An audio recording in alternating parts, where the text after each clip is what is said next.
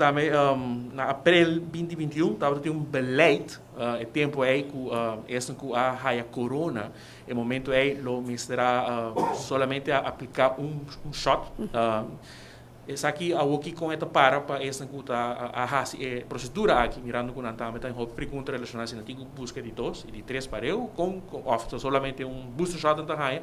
Então, se por quizás que está na dúvida na fora mesa. Ok, lá me explica se agora, botim, estava assim que teco mais ou menos 12 semanas passar, nós está tendo ainda com uma pessoa que o bambisa mané para mencionar, ela haja sua vacuna, depois ela haja COVID.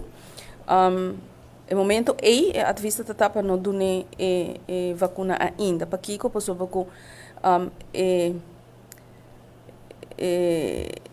imune que bota vira a base de haja e maleza mês, está mais largo que uma vacuna. Ou seja, é natuurlijke immunisatie. Dus o corpo está reaccionando mais melhor para gente. Basado nisso aí, nós estamos aconselhando que bota manter hora 6 lunas. A bem problema que tem pessoas que mistura viaja e há uma vacuna e há maleza, a passa 6 lunas e hora para viajar também bota tem mistura de 2 vacunas e consecutivamente é de 3. Último que não dor de Omicron sua situação, caminha que tá com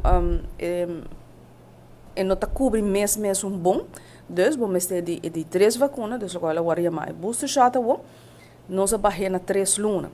É decir, se uma pessoa a sua 2 vacunas não acaba, ou ela a só, ela a COVID positivo, e depois 3 lunas, ela come aanmerken para a de 2 e of de 3. Dus dependendo de onde ela situada aqui. Dus em princípio, se ela está 6 lunas, agora que ela barra na 3 lunas. Está aconselhado gente agora toque a COVID, para tomar 3 vacunas aqui, tendo conta que é fecha não é. Espera, está um pouco complicado, mas sim. assim é.